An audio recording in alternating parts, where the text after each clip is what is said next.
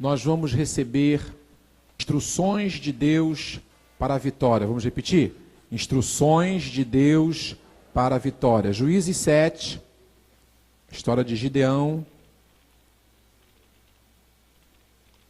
Juízes, livro de Juízes, capítulo 7. O título da mensagem dessa noite é Instrução de Deus para a vitória.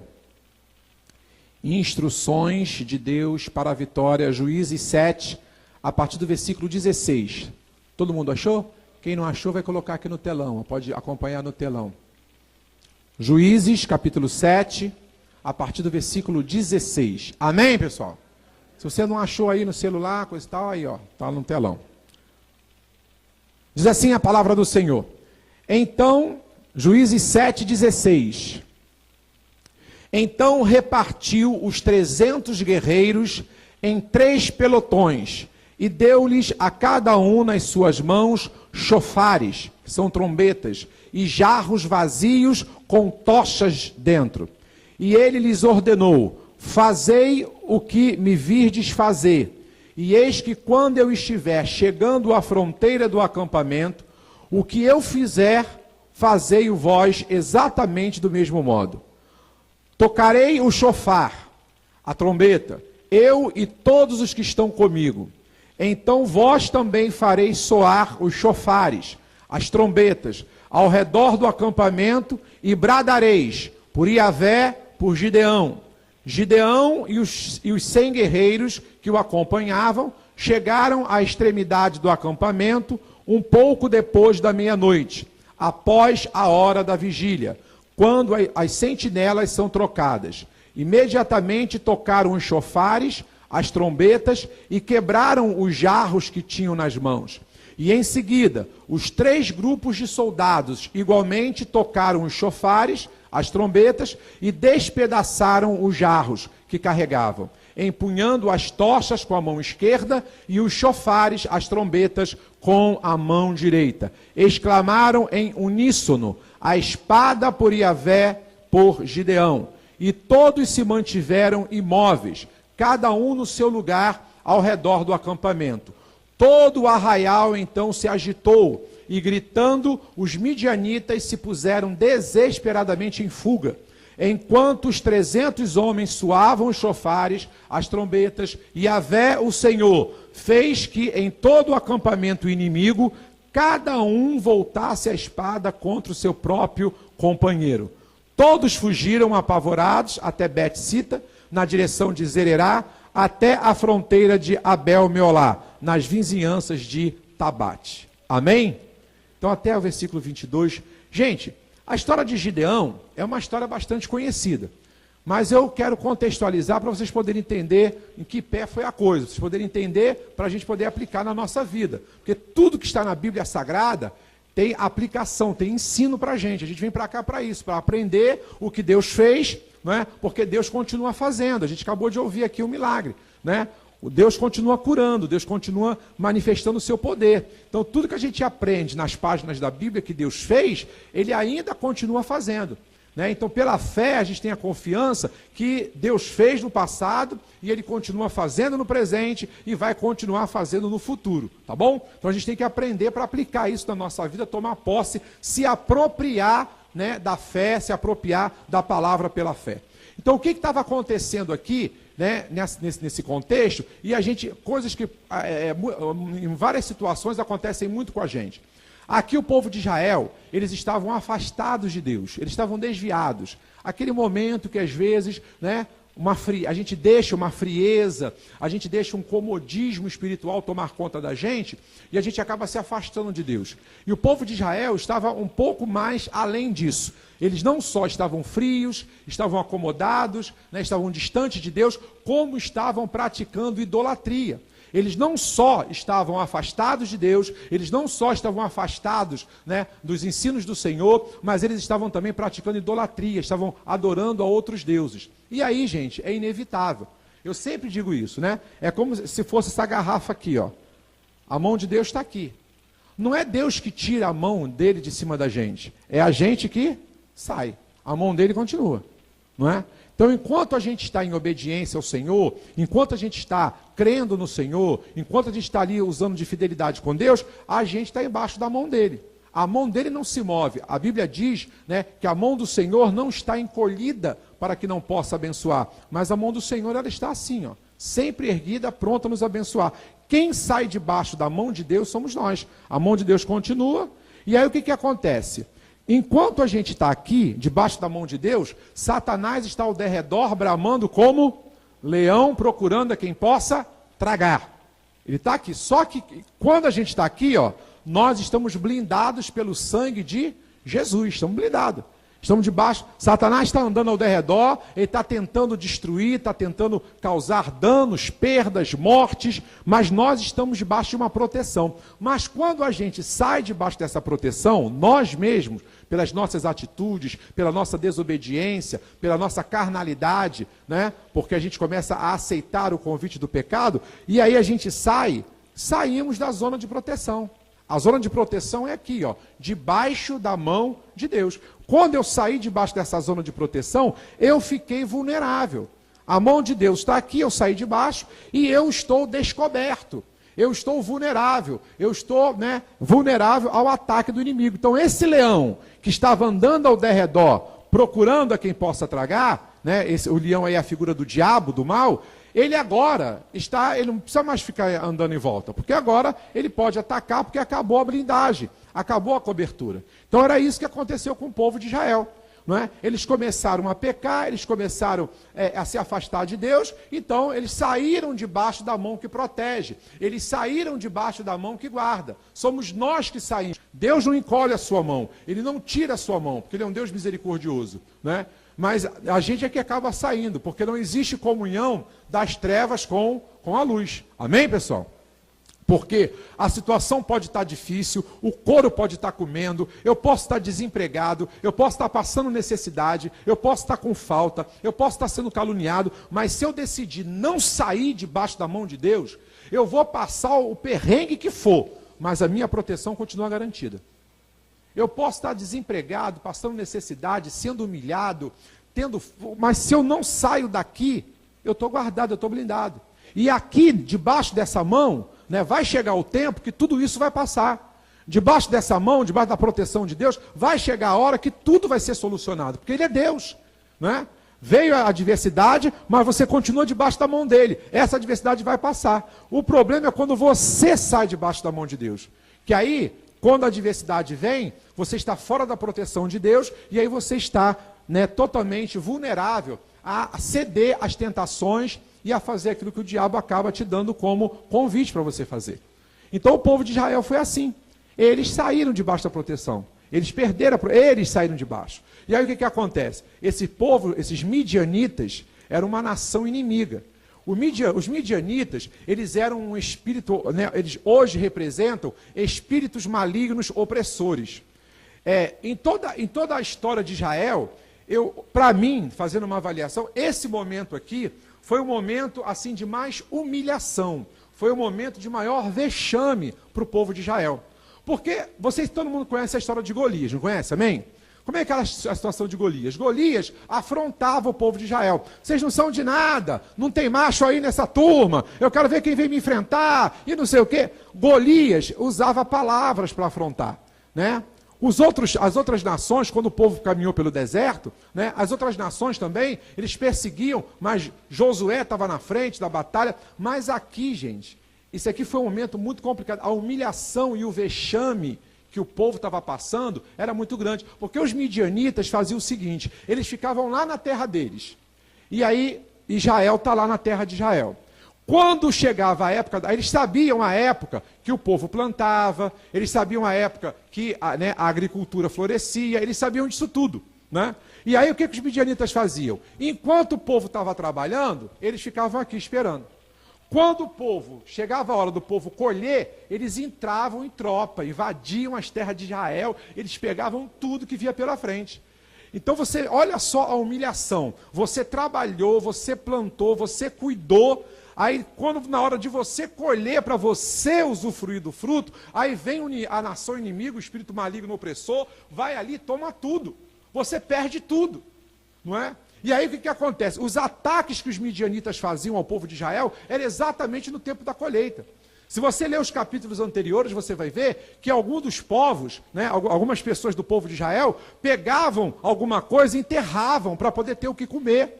Se escondiam, eles faziam covas, né, no solo de Israel para poderem esconder. Olha só que humilhação, você tendo que esconder comida que você plantou, né, para você depois poder comer, porque vinha a nação inimiga, e vinha. Então, ou seja, esses midianitas, para mim foi uma das épocas mais tristes do povo de Israel, porque eles eram humilhados, eles eram envergonhados. Os midianitas esperavam eles plantar, esperavam eles tratar da plantação. Quando chegava a hora de colher, eles invadiam, entravam na terra de Israel e roubavam tudo, levavam tudo, gente. E aí, essa situação que o povo de Israel viveu no passado, muitas das vezes, hoje a gente se encontra assim, com algo que nos oprime, algo que nos bota medo. O povo de Israel tinha medo. Eles viviam cavando covas para poder guardar comida, para poder para poder escapar alguma coisa, porque quando os midianitas chegavam, levavam tudo. Era uma opressão, era uma malignidade, era algo que trazia opressão. E muitas das vezes existem situações na nossa vida, né, que a gente fica assim, debaixo de uma opressão.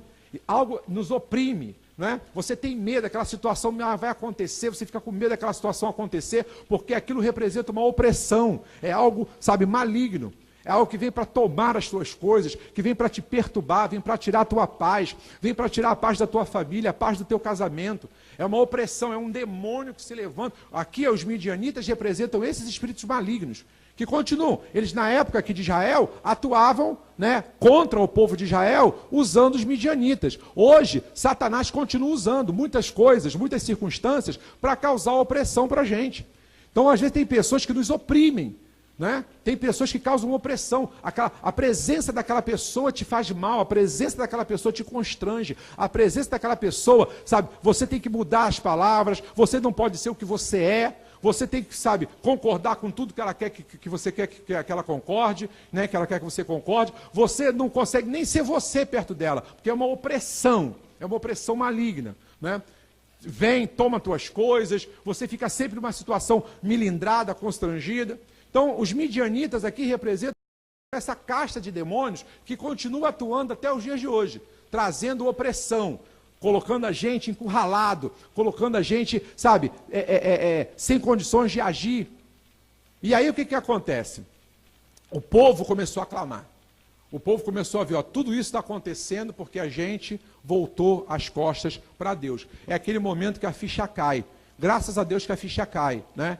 Eu louvo a Deus que algumas pessoas, né, elas se afastam da presença de Deus, mas quando a ficha cai, elas começam a pensar e chegam a essa conclusão. Estou passando por tudo isso porque eu deixei Deus, porque eu deixei os caminhos do Senhor, porque eu me voltei contra Deus. E aconteceu isso. Caiu a ficha do povo de Israel e eles começaram, a gente está passando essa opressão, a gente está sofrendo essa perseguição, a gente está sofrendo essa malignidade porque a gente abandonou o nosso Deus, a gente abandonou os princípios do Senhor. Vamos começar a clamar. E aí Deus é tão misericordioso que Deus não deixa de ouvir um clamor. Você pode dizer isso para a pessoa que está do seu lado? Deus não deixa de ouvir um clamor.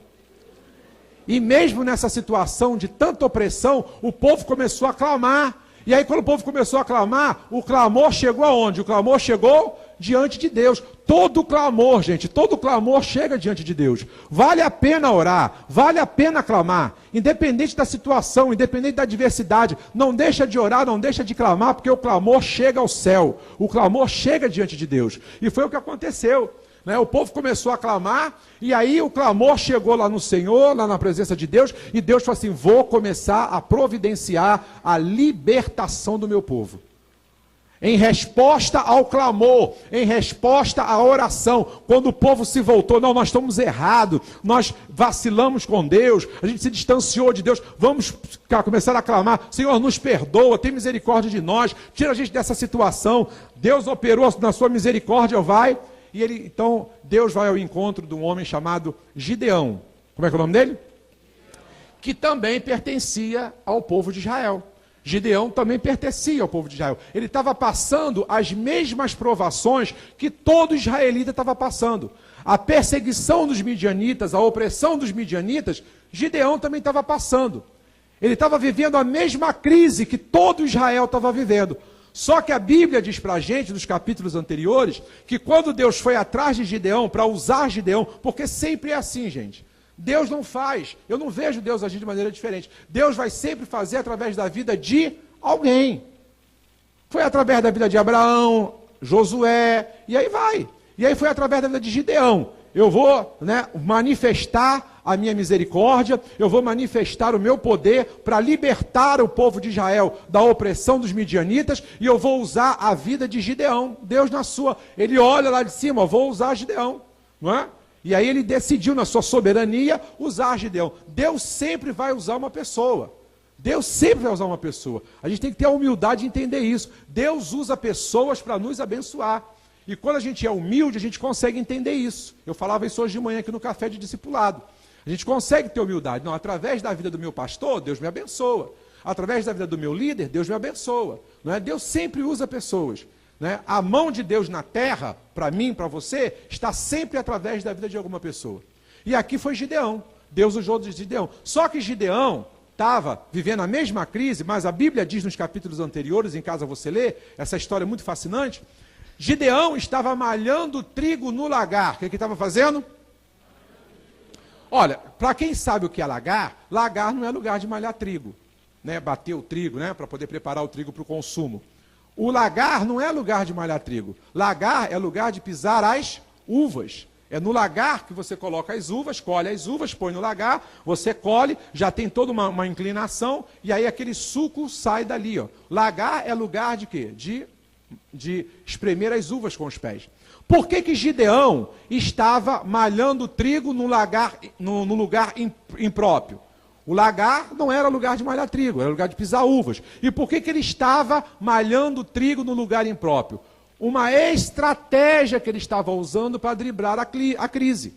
Porque o que Gideão pensou?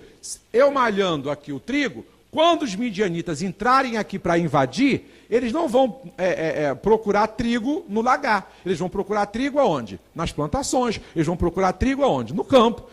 Como eu preciso de trigo, então eu vou fazer aqui, ó. Eu vou malhar meu trigo, deixar aqui no lagar. Então Deus encontrou Gideão malhando trigo no lagar, como estratégia, porque todo período de crise é assim.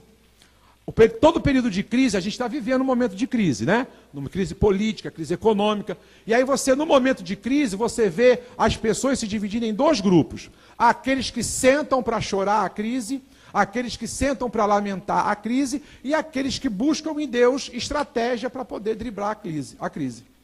É isso. A crise vem sobre todo mundo. A crise vem sobre todos. E aí você decide que grupo você quer fazer parte. Ou fazer parte do grupo que vai sentar e chorar e lamentar por causa da crise, né? Vai começar a falar mal de todo mundo, falar mal do prefeito, do governador, né? E aí você se acomoda nisso, fica chorando, pranteando e não faz nada. Ou então você faz a outra coisa, você começa a buscar estratégia, você começa a orar, Senhor, me dá uma ideia, Senhor, me dá uma estratégia. Eu preciso, olha aí, ó, né? Estou período de crise econômica, e eu preciso de uma criatividade. Pede ao Senhor para te dar uma ideia, amém? Eu abençoo vocês com ideias nessa noite, amém? Deus te dê ideias para você driblar a crise, eu não quero você sentado chorando na crise, eu quero que você, buscando no Senhor, estratégias para você vencer e superar a crise. Então, eu acho até que por causa disso, Deus escolheu Gideão. Deus viu em Gideão condições de usar ele como líder. Olha aí, enquanto está todo mundo chorando, enquanto está todo mundo cavando covas para poder se esconder, cavando sepulturas para se enterrar vivo, com medo dos midianitas, esse cara é bom. Ele está lá, ó, tá dando um jeito lá de continuar tocando a vida dele. Então, por isso, eu creio que até deve ter sido um dos motivos que Deus escolheu Gideão. Aí Deus chega para Gideão e diz assim, homem valoroso. Aí Gideão, passando uma necessidade, numa crise danada, quando ele escutou, quando o anjo apareceu para ele, chamando ele de homem valoroso, ele olhou para um lado, para o outro e falou assim, cadê esse homem? Onde é que está o homem valoroso? Né? Mas era ele mesmo. Deus, né, o anjo do Senhor estava ali, né, reconhecendo, né, exatamente as habilidades dele. Homem, varão valoroso. Ele, cadê o varão valoroso? E aí o anjo vai e diz para ele o que ele ia ter que fazer. Que Deus estava chamando ele, era o chamado de Gideão. E aí Gideão falou assim, mas como é que eu vou fazer? Gideão começou a fazer todos os questionamentos. Em casa você lê, você vai ver. Gideão começou a perguntar e o anjo foi explicando para ele como é que ele ia ter que fazer. E ele aceitou esse desafio, ele aceitou o chamado. Toda vez que a gente aceita um chamado de Deus, a gente está aceitando um desafio. Tem gente que acha assim, bom, Deus me chamou, então se eu estou aceitando um chamado de Deus, agora é suco de maracujá, rede, praia e sauna. Não é isso não. Toda vez que Deus te chama, o chamado é um desafio. É um desafio. Não é? Então Deus chamou Gideão para um desafio. E aí Gideão aceitou aquele desafio, ele conversou ali com o anjo, ele perguntou como é que seria, como é que vai ser, e o anjo deu aquela palavra de ânimo, você é um varão valoroso, ser forte, e ali ele aceitou o chamado. E aí quando ele aceita o chamado, o que ele faz? Bom, agora o Senhor vai me usar para liderar, para a gente lutar contra os midianitas e acabar com essa opressão, acabar com essa malignidade, acabar com essa perseguição que a gente está sofrendo dos midianitas. Então, olha, eu quero convocar todo o exército de Israel. Aí ele faz a convocação, ele fala para o povo, Deus me chamou, eu aceitei o chamado, eu estou debaixo de um comando de Deus, Deus me deu uma revelação, né? E aí o povo de Israel que estava orando, já estava clamando para que alguma coisa fosse feita, graças a Deus, e aí ele faz a convocação do exército. Eu quero todo o exército de Israel. E aí a Bíblia diz para a gente que compareceram no chamado de Gideão, quando ele chamou o povo, né, para se organizar, para começar a batalha contra os midianitas, acabando com essa opressão, apareceram 32 mil homens. Quantos homens? 32 mil homens. E aí quando Gideão viu, 32 mil vai ser fácil. 32 mil, ó. Mas olha quanta gente, porque a gente tem aquela ilusão que quantidade garante qualidade, e não é isso. Quantidade não garante qualidade. Muitas das vezes a quantidade, ela até prejudica a qualidade. E toda vez que a quantidade coloca a qualidade em detrimento, opte pela qualidade.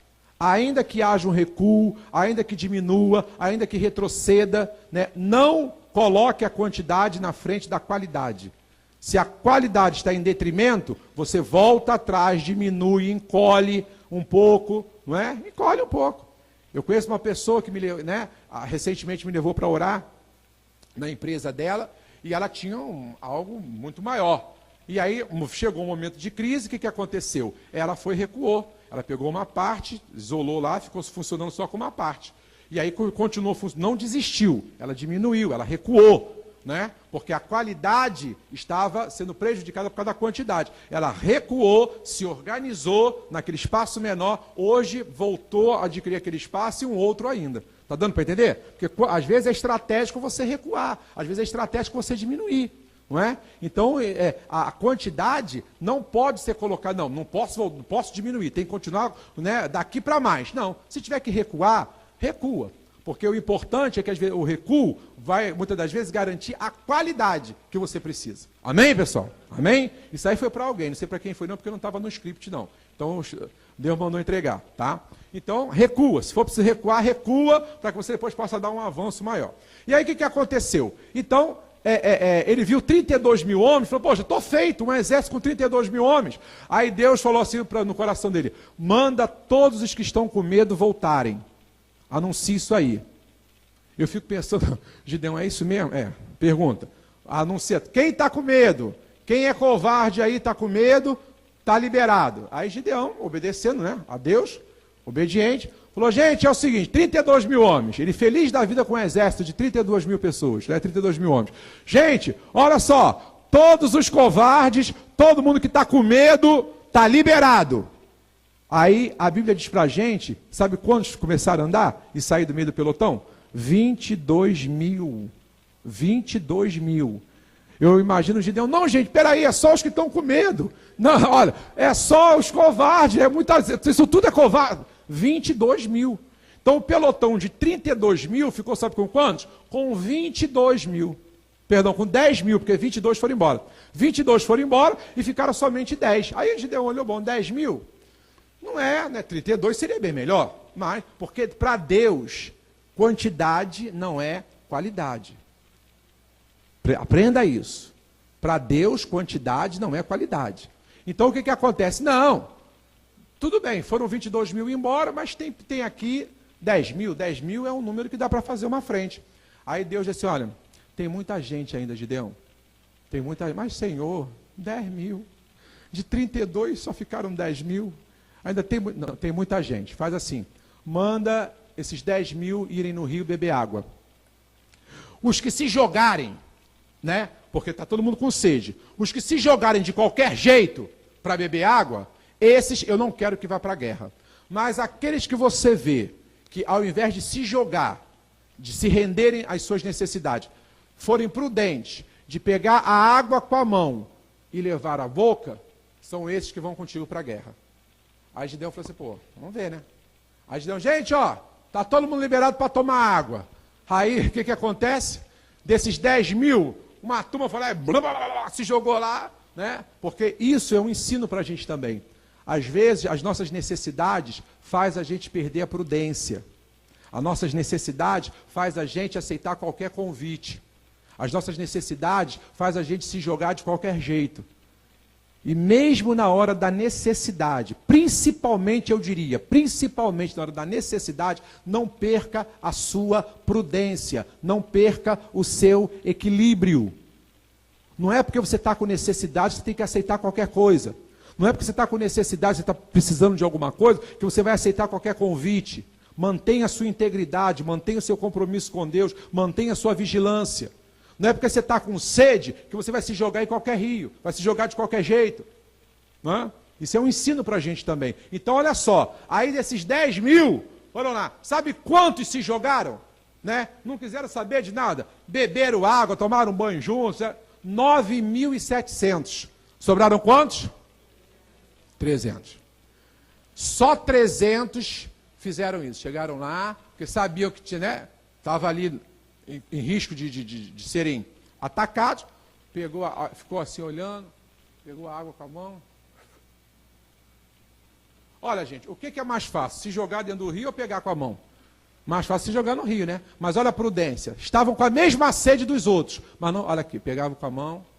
Aí Deus falou, ó, são esses aí, ó. São esses que vão para a guerra contigo.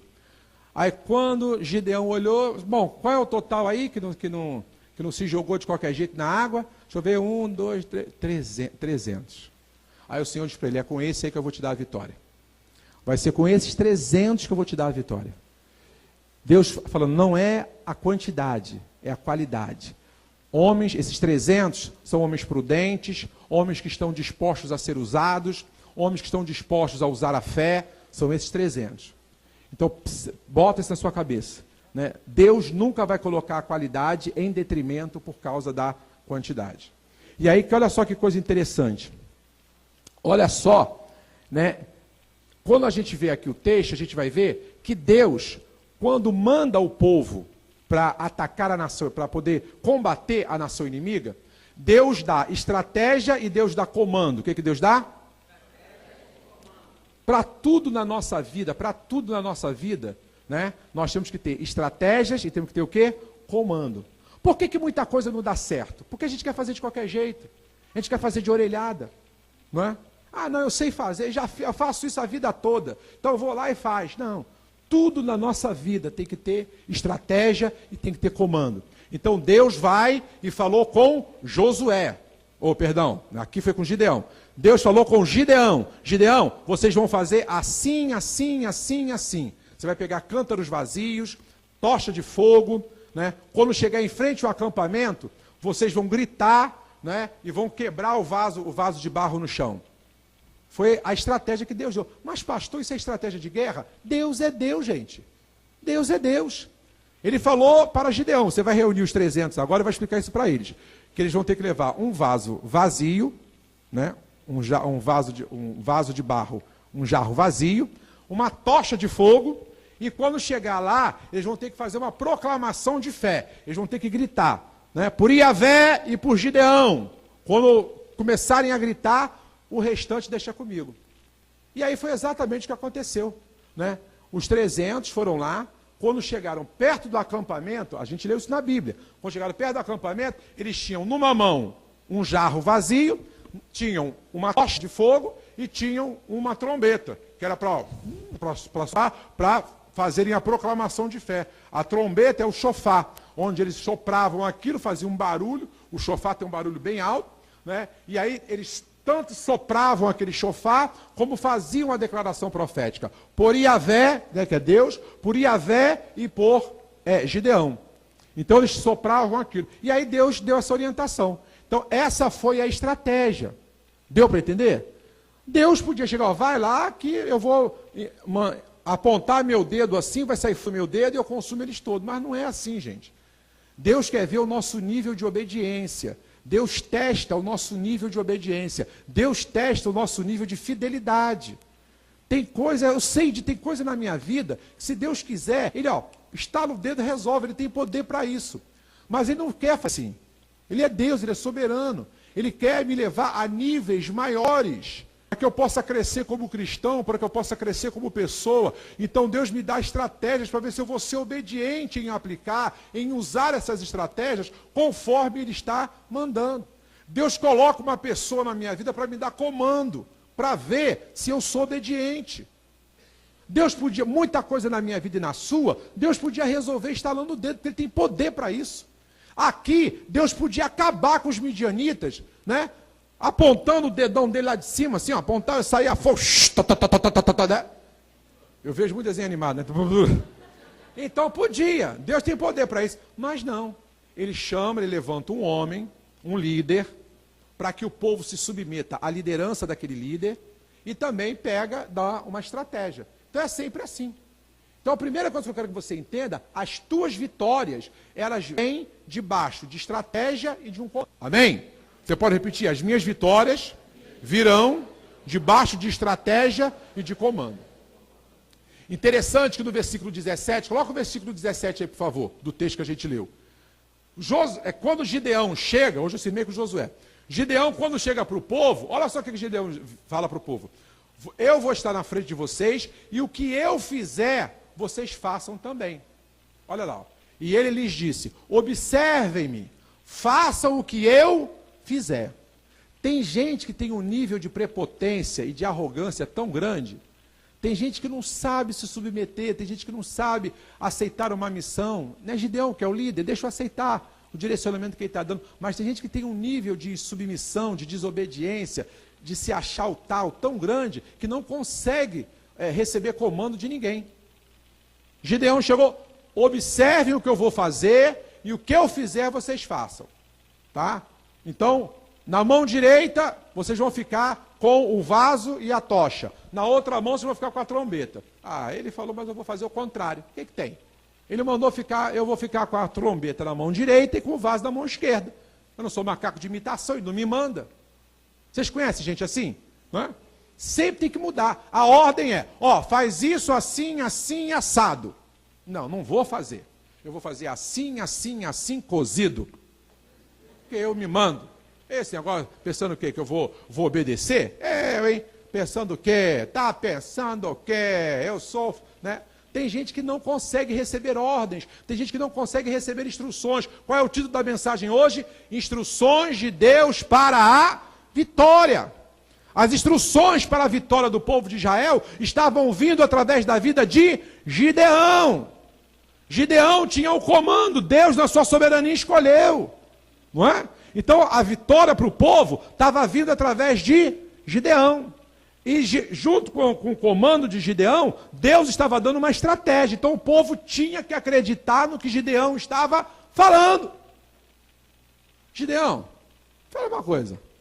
Que guerra é essa que a gente vai vencer com vaso de barro, com tocha e com trombeta? Me explica uma coisa, me explica.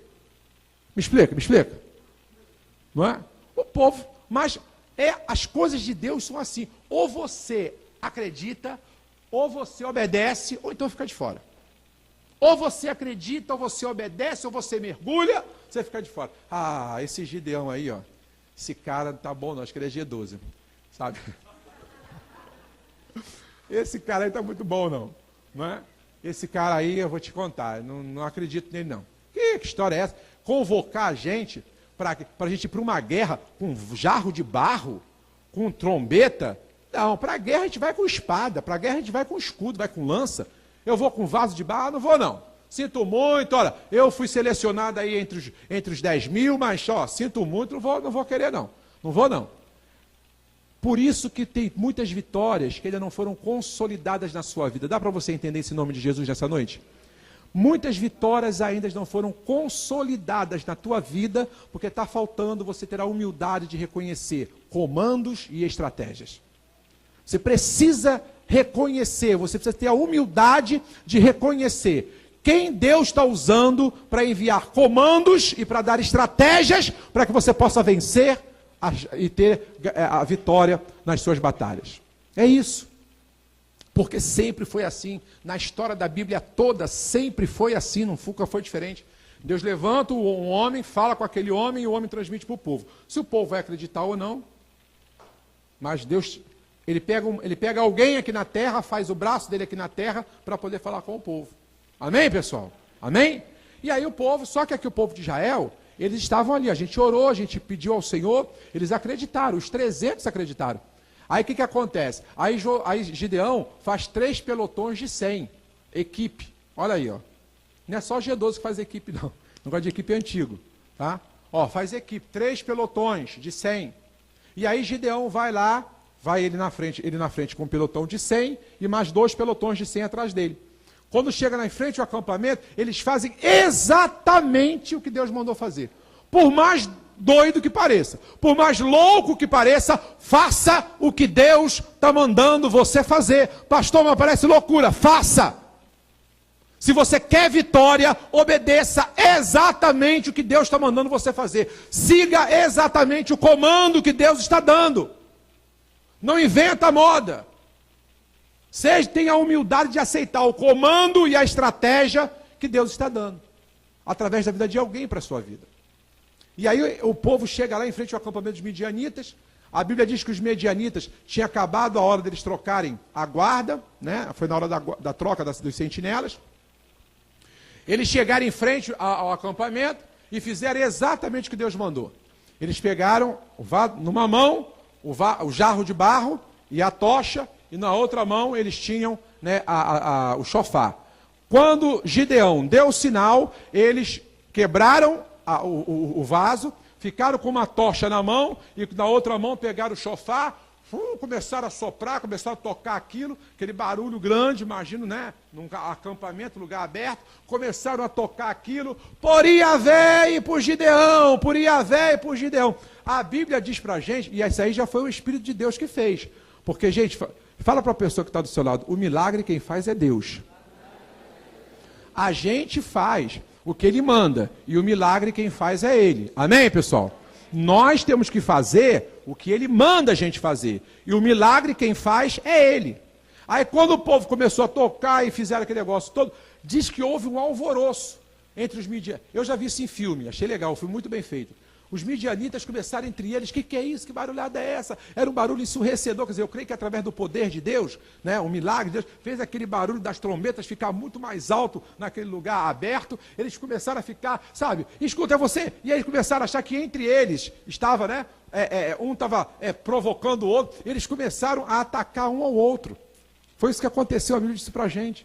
O povo ficou parado, o povo só fez o que Deus mandou. Quebrou o vaso que estava vazio, de barro, ficou com a tocha na mão, na outra mão a trombeta, trocaram por Iavé, por Gideão, e daqui a pouco eles mesmos entraram em processo de autodestruição. O milagre aconteceu, com o povo fazendo exatamente o que Deus mandou.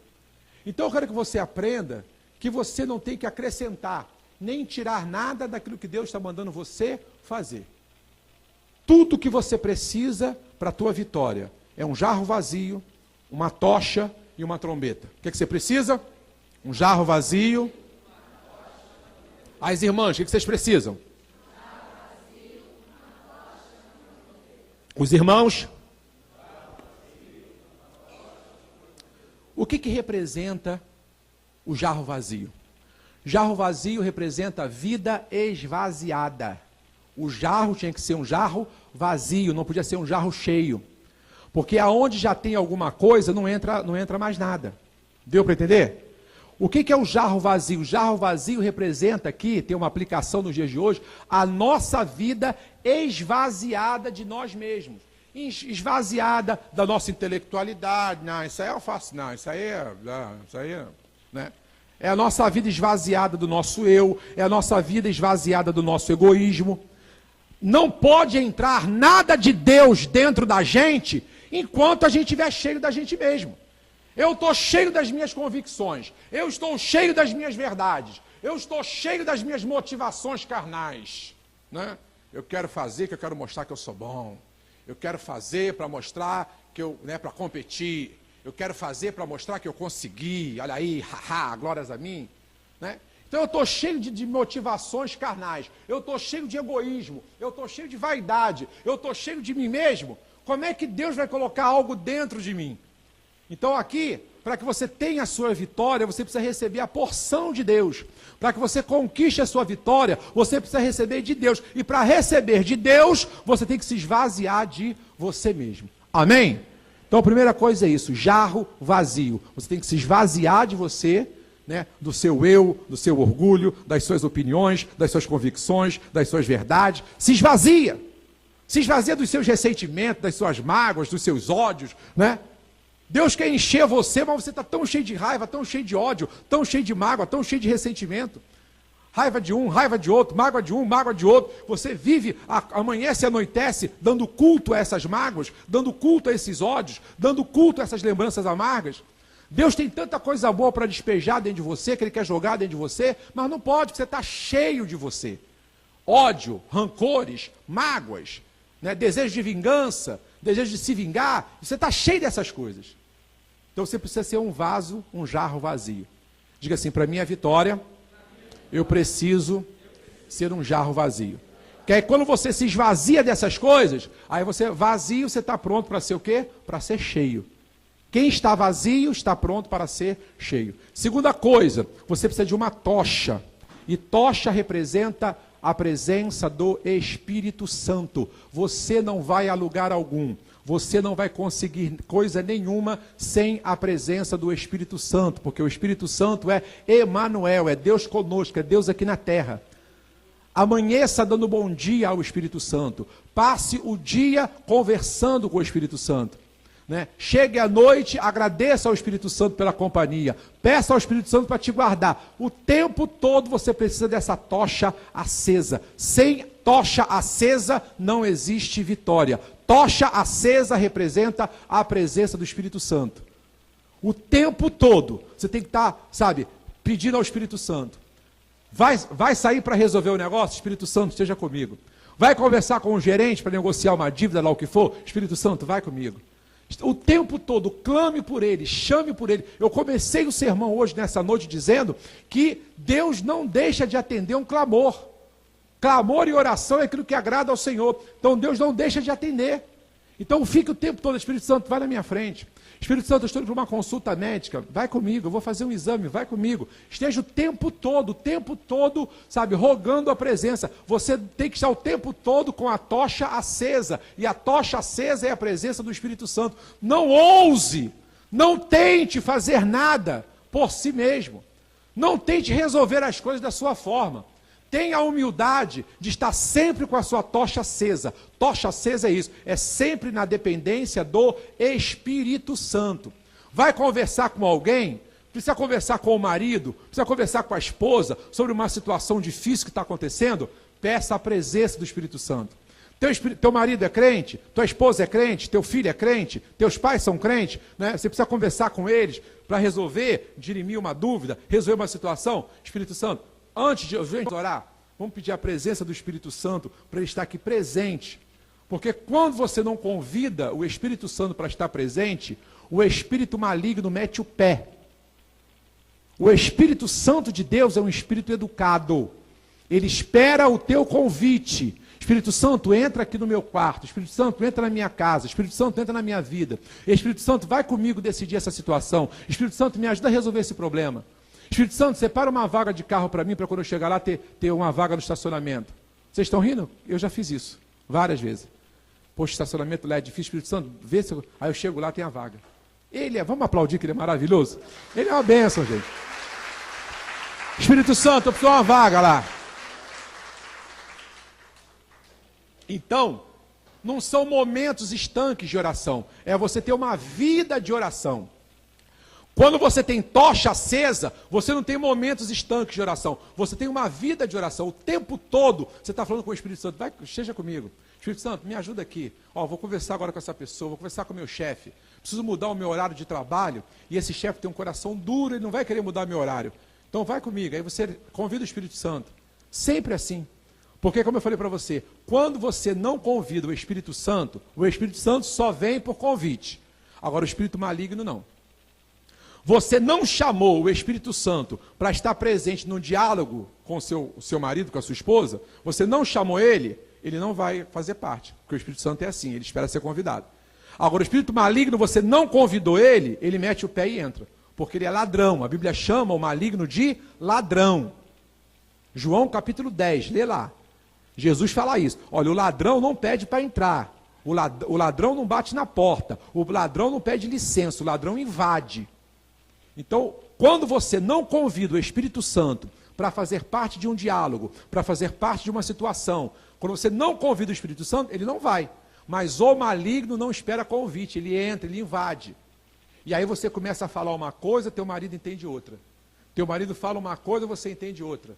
Não há harmonia, não tem o Espírito Santo. Porque quem traz harmonia, quem traz paz, é a presença do Espírito Santo.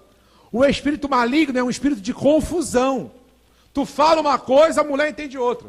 A mulher fala uma coisa, você entende outra. Porque você não convidou o Espírito Santo, o espírito maligno, que não precisa de convite para ele entra. Convida ele. Precisa acertar os ponteiros com o marido, precisa acertar os ponteiros com a esposa, com o filho, com os pais, com o patrão. Convida o Espírito Santo. O Espírito Santo esteja no meio aqui. Ó. E se a pessoa for cristã, melhor ainda. Vamos orar antes de começar a conversar? Vamos pedir a presença dele aqui. Porque quando você não chama ele, o intruso vem. O intruso não espera convite, ele mete o pé na porta e entra. E aí o espírito maligno é um espírito de confusão. Então vai fazer o que for, tocha acesa. Vai resolver o que for, tocha acesa. Vai sair para negociar, tocha acesa. O tempo todo, tocha acesa. Fala para a pessoa, tocha acesa, meu irmão. E por último, eu falei que nós precisamos do quê? Um jarro vazio, estarmos esvaziados de nós, tocha acesa e por último precisa de trombeta. O que você precisa? De uma trombeta. Trombeta aponta para proclamação de fé. Trombeta aponta para adoração. Proclamação de fé é você proclamar algo que a realidade muitas vezes está te mostrando o contrário, mas pela fé você está vendo, eu vou conseguir. Porque se você vai fazer, né, você vai fazer uma negociação. Mas você já, antes de você ir fazer a negociação, você ao invés de dizer o seguinte, olha, eu vou em nome de Jesus, o Espírito Santo de Deus vai comigo e tudo vai acontecer pela graça, bondade e misericórdia de Deus. Isso é uma proclamação de fé. Eu vou lá e eu vou conseguir segundo o propósito de Deus. Eu vou lá e eu vou conseguir, eu vou ter vitória segundo a vontade de Deus. Mas quando você não faz isso, a gente faz o contrário. A gente faz outro tipo de proclamação. Não, eu vou lá, mas eu sei que não vai dar certo. Eu sei que eu não vou conseguir. Não, eu até vou tentar, mas vou até por desencargo de consciência. Aí, filhinho, decretou a falência. Decretou, acabou. O que você fala ganha repercussão no mundo espiritual. Eu vou lá em nome de Jesus. Eu vou lá confiando no poder de Deus. Eu vou tratar desse assunto, eu vou tratar dessa questão, eu vou resolver esse problema, confiando no poder de Deus, confiando na direção de Deus, confiando que o Espírito Santo está comigo e o que vai acontecer vai ser para o meu bem, vai cooperar para o meu bem. Eu vou nessa palavra, que todas as coisas cooperam para o bem daqueles que amam a Deus. E eu vou conseguir a vitória. Isso é proclamação de fé. Né? Quando eles trocavam a trombeta, e depois, por Iavé e por Gideão, aqui, ó, proclamação. Isso aqui estamos com nossa vitória em nome de Jesus e sob o comando de Gideão. Nossa vitória em nome, né, por Iavé, por Deus e sob o comando de Gideão. Eles fazem uma proclamação profética. Vamos conseguir a vitória. E conseguiram a vitória. Você não pode ser o primeiro a desanimar. Você não pode ser o primeiro a falar o contrário. Ah, não vou conseguir. Não vai dar certo, eu até vou tentar, mas não sei, eu não levo muita fé nesse negócio não. Então não vai. Trombeta, trombetei coisas boas, trombetei coisas positivas a seu respeito. Trombetei coisas que vão te trazer bênção. Não trombetei a maldição, não. Tem muita gente trombeteando maldição. Não, não vai dar certo, não vai conseguir. Eu conheço um monte de gente que já tentou e não deu certo e não conseguiu. Então, ali eles foram com um jarro vazio, vidas esvaziadas, foram com a tocha, a presença do Espírito Santo, e foram com trombetas, fazendo declarações proféticas, fazendo adoração. Nós vamos conseguir em nome de Jesus. Amém? Hoje a gente está num ambiente profético. Isso aqui é um ambiente profético. Amém? Queria que o Ministério de Louvor viesse aqui.